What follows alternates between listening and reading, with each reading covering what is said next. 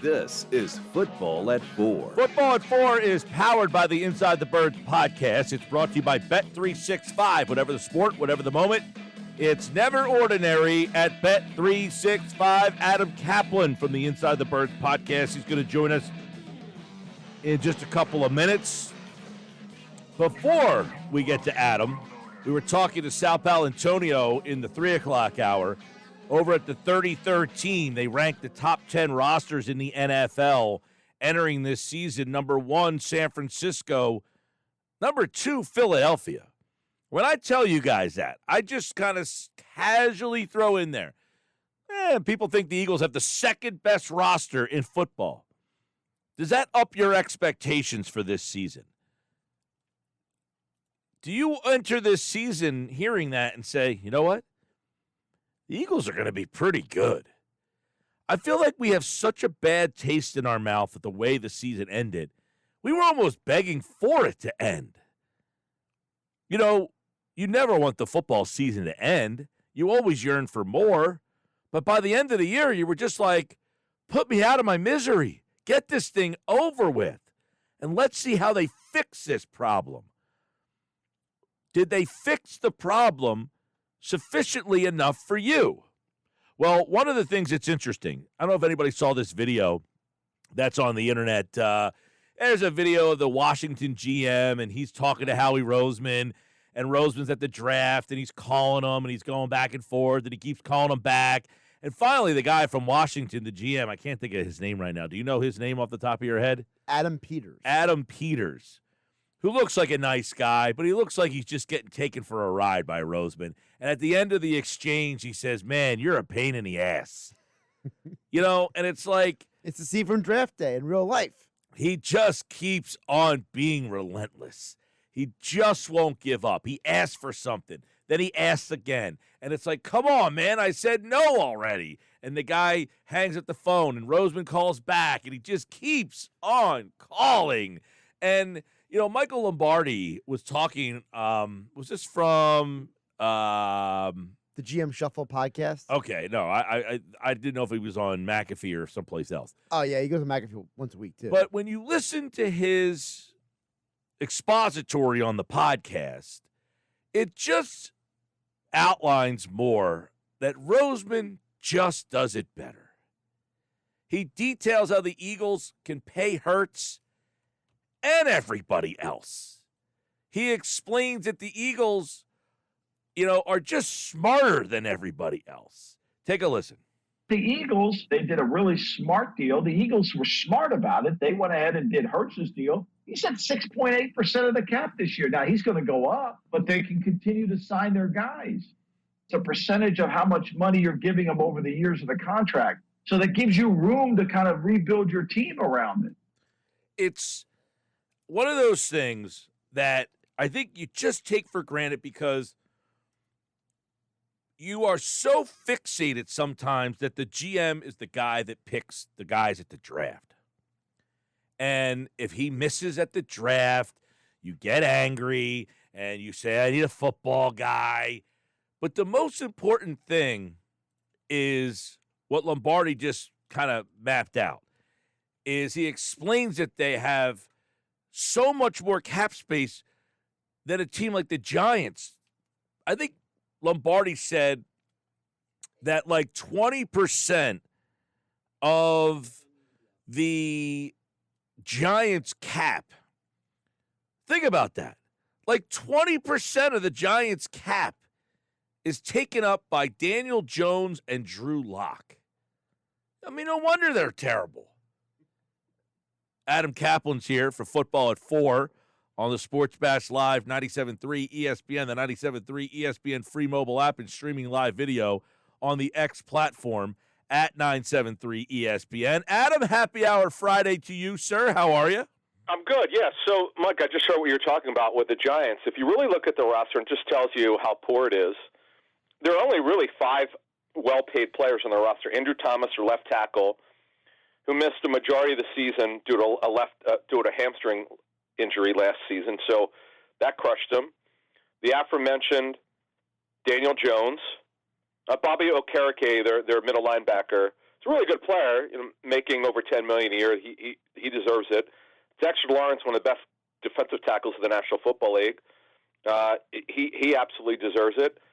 And there are a couple guys, like John Runyon Jr. got paid really well to be their right guard, but they just don't have a very good roster. And it's, you can't just overpay guys. I mean, the reason why the Eagles doled out so many extensions is because these young guys deserved it.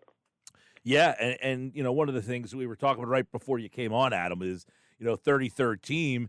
They had the Eagles roster ranked as the number 2 roster in the league. Wow. Now, that might be aggressive, but this comes off the heels that we talked about a couple of weeks ago. Pro Football Focus had them at number 3, and now are we not looking at the Eagles as a true Super? Should we be looking at them as not only a true Super Bowl contender, but maybe a favorite? Well, Mike, if maybe we'll do if we have time today, we'll get to what I want to talk about. Just going to the Eagles defense, what the post OTAs outlook. But I'm going to do. This makes me think about bringing back my power rankings at InsideTheBirds.com, because when I do power rankings, I take everything to account: coaching, roster, performance, injury history. When you do that, you shouldn't just. I don't look at last year really. I mean, there's really no connection to it other than the guys who you were there last year are coming back. Some of them come back, not all of them. It's really what you look like right now, and also the schedule, by the way, in terms of how well they could do against the way these teams that on their roster on their schedule look. But if you really go through 32 teams, the Eagles have a top 5 roster. I'd agree. I a little bit better now that you look at it, because I'm looking now at the Lions roster's got to be right up there. The Jets have maybe the best defensive roster. Offensively, they're not good enough. Eagles are way better offensively. Kansas City, they sort of overachieve with their roster. It's a good, not great roster. Obviously, they have an elite quarterback, best in the National Football League, one of the best in NFL history. But if you really go through it, I could see why you might have the Eagles top 5, where I have them somewhere around 5 if we're just evaluating rosters. Right. Like, do you have Detroit ahead of them? Boy, I would have to do a forensic examination. I'd really have to, because I'm looking at it right now. See, with the Kelsey retirement and the issues now at center and right guard for the Eagles, you might say as a 5-man unit, the Lions are better. The Eagles are clearly better at receiver, though the Lions are pretty interesting at receiver. The Eagles are clearly better. The secondary, I think it's now that the Eagles have added this talent. Now, again, we don't know how DeJean is going to be used yet, and Quinyon Mitchell certainly should start week 1, but he has never played in the National Football League before. There's some parts of the Eagles' defense is clearly better than Detroit. I think it's very close, by the way. It's too bad they're not on the schedule this year as they were a couple years ago. They did have Cleveland at number 3 on that list, by the way. I was thinking of them. It's funny you mentioned that. I was talking to someone with the Browns a couple weeks ago, and they were telling me about their offseason and how they feel like this is one of the best rosters they've put together in a long time.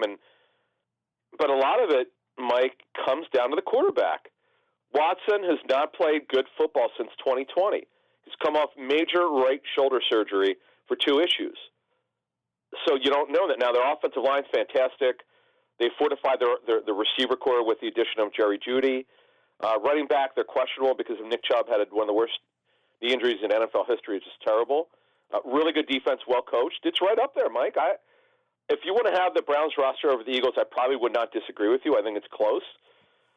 It's a good discussion. You've got me thinking now. I'm definitely going to whatever we're talking about. Whatever I'm thinking next. What I was thinking for Tuesday's segment, I'm scratching it. I'm going to do power rankings, no question. Yeah, and by the way, the Eagles do play the Browns this year, so we'll get a chance to see how they stock up. Check out that full article. It's over at the 33rdteam.com, ranking the top 10 NFL rosters. The Eagles, number 2. You mentioned. Who wrote it? Do you know who wrote it? I will go. Let me I'll read it. Scroll to the top real fast. Ian Valentino is the yeah. He I think he used to work for Pro Football Network. I don't know if he's still there, but wow, that's interesting. Wow, that's fascinating. He did a lot of scouting stuff. Yeah, he's in the college stretch. Yeah, that's interesting. I'll check that out. All right, so we did the offense on Tuesday. Post OTAs, mini camps, all that stuff. Where does everything sit on the defensive side of the ball as we get to training camp in about a little over a month from now? The camps will be opening up. Where do you take us on the defensive line post mini camps? Yeah, it's 5 weeks, Mike, that the Eagles will report. And remember, the first 5 days of training camp is the ramp-up period. So it's not like it was when I first started covering the league with Jeff back in the early 2000s when they would go 2 days very early in the camp. None of that anymore. So, and this is as I get into kind of what the defensive line looks like, we didn't see a lot because the entire offseason for every NFL team, these are passing camps. There's really very little competition. A lot of individual drills for the defensive line, a lot of 7-on-7, a little bit of 9-on-7, and 5 minutes in every practice with 11-on-11s during the mandatory camp. Next to none during the regular OTAs. Mike, the OTAs in mandatory camp are virtually the same. The only difference is you add some 11-on-11 work. But what I look for is, okay, what kind of shape do these guys look and what do the body types look like? That's something I've got from personnel people for I should look at, and I did. Like Jordan Davis looks really good for him. I mean, again, he's a giant human being. Of course, we thought he was in shape last year, and he got off to a great start, but that didn't last long. His conditioning was poor. And that's something we'll be looking for in the dog days of August, Mike, in mid to late August. I'm going to be looking at that. Is he huffing and puffing? Is he taking himself out? That's something I didn't really look much at that last summer, but that's definitely going to be in my radar. Now, I know some people are complaining about the Eagles' depth at defensive tackle. We at Inside the Birds have talked about it. It's also a good thing that they're going to take a lot of they just have a young defensive tackle roster. Milt Williams, Jordan Davis, and Jalen Carter, if they play the same front they have before, those guys are starters. Well, we know Jalen Carter has to start because there's nowhere else to go with Fletcher Cox retiring. Now you're going to take a look at Marlon Tuipulotu, who will be the first backup off the bench, and Moro Ojomo, who they like, who's got good length.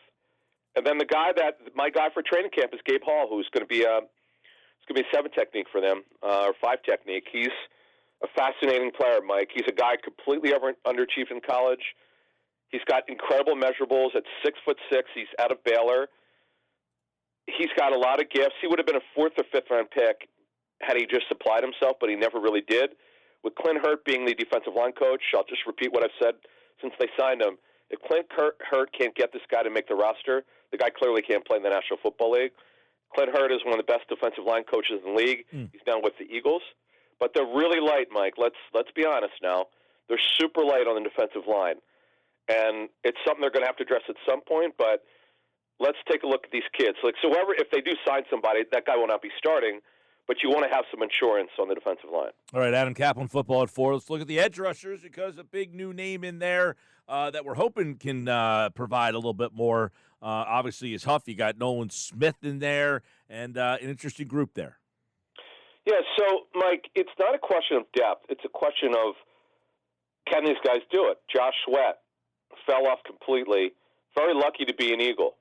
The speculation it's one of the few times, Mike, that internet speculation turned out to be true. He was in trouble in terms of would he be on the team or not. He had to take a pay cut to come back. He did.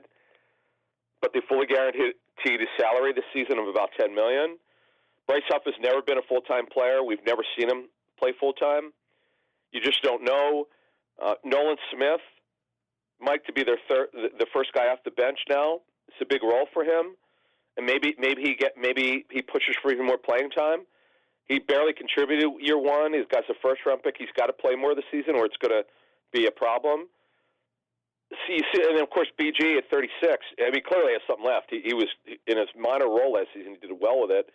Alex Hunt, there might be some weeks he doesn't play. So, Mike, it's not that they don't have players. They're fine with depth. It's just they have all of them have questions, Mike.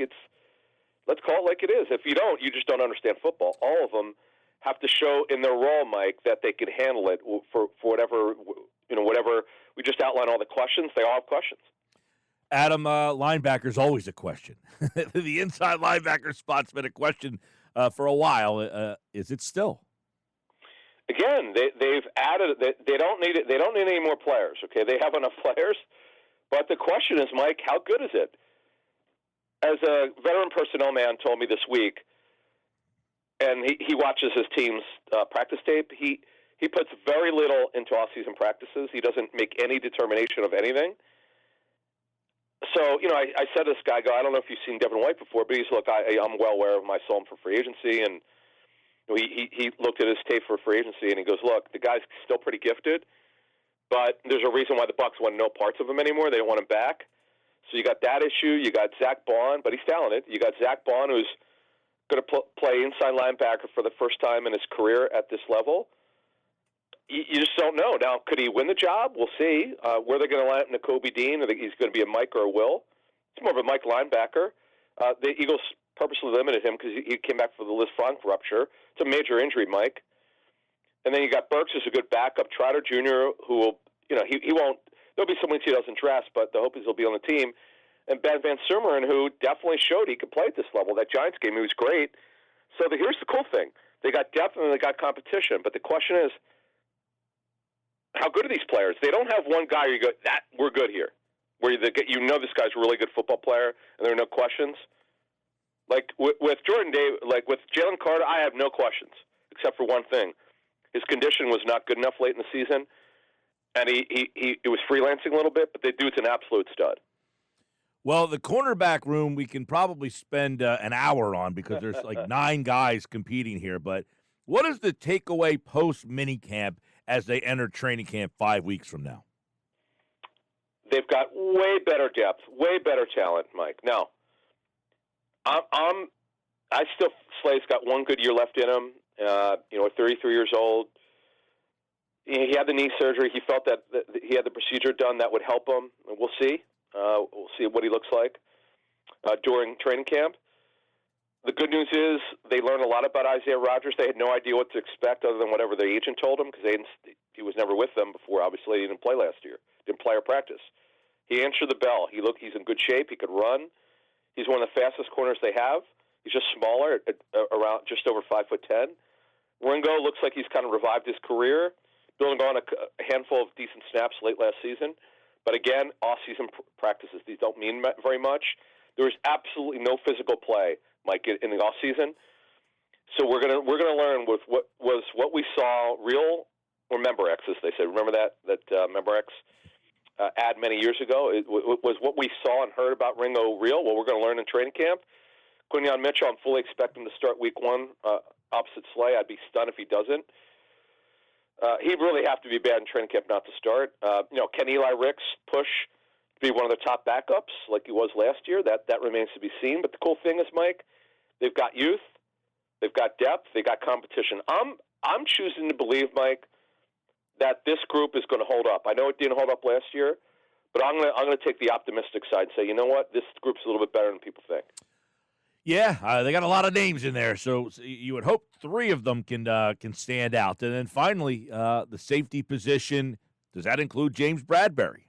All right, so a couple things. I didn't mention Cooper DeJean because we don't know where he's going to line up. I want to be clear because I know sometimes what I say on your show here gets blogged or whatever, and I appreciate it. I'm not saying I know this, but my loose prediction is we're going to see DeJean line up at nickel, inside corner. There are 3 types of nickel players: nickel inside corner, nickel outside corner, and safety, and nickel safety, where you play a 3 safety alignment, the so-called big nickel. I see him more as a nickel inside corner over Maddox, but we'll see how it plays out. Remember, the DB's coach said that they're going to eventually get him to just play one position. And every team we seem to speak with, Mike, this offseason said, if we draft him, he's playing nickel inside corner for us because we want to get him on the field immediately and get his feet wet. And by the way, that's a position that typically plays 60 to 70% of the time. Now, getting back to safety, no depth at all. It's Gardner Johnson, terrific football player, big-time player, great contract the Eagles did with him, big injury history. You know what you're going to get from him, Mike? He's a playmaker. They needed him badly last year. It's too bad he didn't come back then, but he's back now. Reed Blankenship, you'd rather him be your third safety. He just doesn't run well enough. Smart, instinctive player. The third safety right now, well, Sidney Brown, it's not a question will he be ready for week 1. It's how effective will he be for the first quarter of the season. Nobody can answer that. And we don't know if he'll get any time in August on the field. So, Mike, Mekhi Garner will obviously try to push for a safety spot. Maddox got some snaps at safety, and he's done it before. That'll help Maddox make the football team. His contract, Mike, is so low. It's not a big contract. It's very cuttable. He's got to earn his keep. Now, I certainly will put Maddox on my 53 unless he's a bad camp. And he also obviously has experience there, and that matters. And positional versatility also matters. And don't forget about Tyler Hall, who the Eagles like, who's competing to be a backup nickel.